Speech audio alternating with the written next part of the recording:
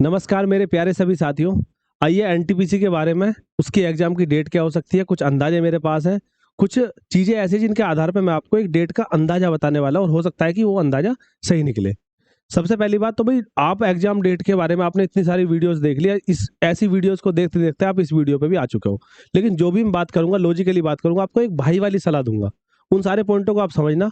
देखिए, होता क्या है कि जब भी एग्जाम होता है ना, जैसे आरआरबी एग्जाम ले रही, आरआरबी की तरफ से भर्ती है सारी की सारी है, और ये एग्जाम टीसीएस ले रही है। तो होता है कि वहां पर टीसीएस के इन्विजिलेटर पेपर कराते हैं। उसके बाद में आरआरबी की तरफ से कुछ बंदे वहां पे होते हैं जो उन पे सब पे नजर रखते हैं। वो जैसे मैं रेलवे में हूँ, तो अब क्या होता है कि हर डिपार्टमेंट से कुछ बंदे उठाए जाते हैं कि 30-40 जो बच्चे हैं उनके ऊपर एक बंदा रहेगा, वो जो भी लैब में रहेगा उसमें वो ध्यान रखेगा कि भाई कोई चीटिंग वगैरह कोई ऐसी चीज हो तो नहीं रही। आपने देखा होगा, या एसएससी का पेपर देने या कुछ पेपर देने जाते हो तो कुछ बंदे वहां खड़े रहते हैं। तो सेम उसी के लिए मुझे अपना नाम देना था कि भाई मुझे ये वाला एनटीपीसी के पेपर है, मुझे शामिल होना है। तो उसके लिए वहां से इन्फॉर्मेशन पहले तो थी कि अभी पेपर नहीं है, अभी कोई वो नहीं है। तो अभी हालांकि हुआ क्या है कि हमारे पास एक लेटर निकला है कि भाई जो जो एग्जाम के लिए जाना चाहता है वो अपना नाम लिख के पहले दे दे। तो इसका मतलब सबसे बड़ा अनुमान तो यह है कि अगर ऐसा कुछ हो रहा है तो इसका मतलब डेट डिसाइड हो चुकी है और उस पर वर्क चल रहा है। दूसरी बात यह है कि भाई एसएससी ने, सबसे बड़ा डाउट मेरे मन में जो चल रहा था मैं अपनी बता रहा हूँ, वो कल क्लियर हुआ है कि भाई जून जुलाई से कैलेंडर जो दे रखा है रेलवे एसएससी ने, वो अपना दिया हुआ है। कौन सा वाला?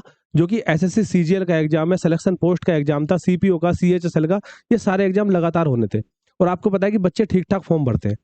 अगर हम जून से भी पेपर एनटीपीसी का देखते हैं कि हाँ भाई एनटीपीसी का पेपर जून से हो रहा है, तो एनटीपीसी के दोनों पेपरों के लिए, ग्रेजुएट और आपका 12th बेस, दोनों के लिए कम से कम आपको 3 महीने का समय, 3 से 4 महीने का समय कम से कम चाहिएगा। और वहां पेपर क्रैश कर रहे थे ये एसएससी वाले और रेलवे वाले। तो अब हुआ क्या है कि एसएससी ने सीधा सीधा नोटिस निकाल दिया, क्योंकि एसएससी में कुछ कमियां चल रही हैं, उन कमियों पे सुधार के लिए टीचर्स वगैरह सब लगे हुए हैं।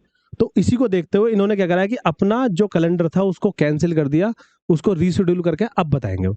तो इसका मतलब सीधा सीधा कंफर्म हो चुका है कि एनटीपीसी की डेट डिसाइड हो चुकी है, और वो डेट लगभग जून जुलाई आपकी पेपर की रहेगी। अब यहां से आगे मुद्दा फंसता है कि यार पढ़ाई कैसे करें, यहाँ से रिवीजन कैसे करें, क्योंकि कट ऑफ ठीक ठाक जाने वाली है।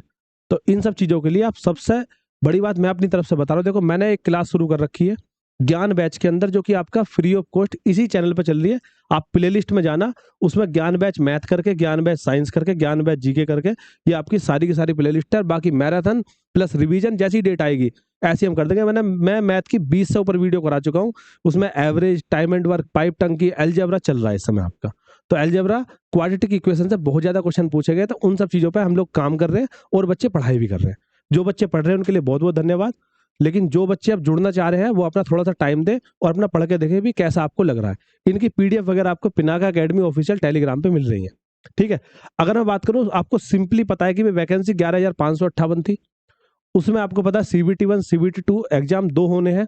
दोनों एग्जाम का सिलेबस लगभग सेम है, पैटर्न लगभग सेम है। वहां 100 क्वेश्चन है, वहां 120 क्वेश्चन है, बस फर्क इस चीज का है। देखिए, अगर मैं सिलेबस की बात करता हूं तो सिलेबस आपको पता है कि स्टेज 1 का मैथ में 30 क्वेश्चन, रीजनिंग के 30 क्वेश्चन और जीएस में 40 क्वेश्चन आ रहे हैं। सेम ऐसे स्टेज 2 का है भाई, मैथ में कितना आ रहा है? 35 क्वेश्चन, रीजनिंग में 35 क्वेश्चन, जीएस में 50 क्वेश्चन। सिलेबस लगभग आपका सेम है, उसमें ज्यादा अंतर नहीं है। लेकिन आप ऐसा मान के चलो कि अगर आप ये मान रहे हो कि भाई हमारे नंबर कितना आने चाहिए, हम क्या टारगेट अपना बना के चले, तो भैया स्टेज 1 का आप टारगेट लगभग 80 नंबर का बना के चलो। मैं यूआर के लिए ये बात मैं बता रहा हूँ। बाकी अगर ओबीसी वाले तो 2-3 नंबर कम, और एससी वाले तो लगभग 75 का टारगेट अपना बना के चले। और ईडब्ल्यूएस में अगर है आपका तो वही 75, ओबीसी और ईडब्ल्यूएस लगभग आसपास ही रहता है। तो इतना तो यूआर वाले 80 प्लस का टारगेट लेके चले। मुझे पता है अभी आपके जो मार्क्स है वो लगभग ऐसे ही 65 से 70-75 के आसपास आ रहे होंगे, जो बच्चे अच्छे पढ़ने वाले। बाकी हो सकता है किसी का 55 के आसपास भी स्कोर आ रहा हो। तो ये स्कोर आसानी से बढ़ाया जा सकता है, इसमें ज्यादा नहीं है, आपको बस मेहनत पे मेहनत करनी पड़ेगी। ठीक है। उसके बाद अगर मैं बात करूं स्टेज 2 का, ये भाई स्टेज 2 में फाइनली आपके बिल्कुल सिलेक्शन वाले बच्चे जाएंगे। यहाँ क्या है, आप यहाँ आपके बच्चे कुछ गुना में लिए जाएंगे, तो यहाँ आपको समय मिलता है, समय मिलेगा पढ़ने के लिए। हो सकता है कि आपको समय 6 महीने कम से कम इस पेपर को देने के बाद मिल जाएंगे। तो लगातार पढ़ाई करते करते आपको पक्का रेलवे में जो आपका सपना है एनटीपीसी से बहुत शानदार जॉब मिलती है।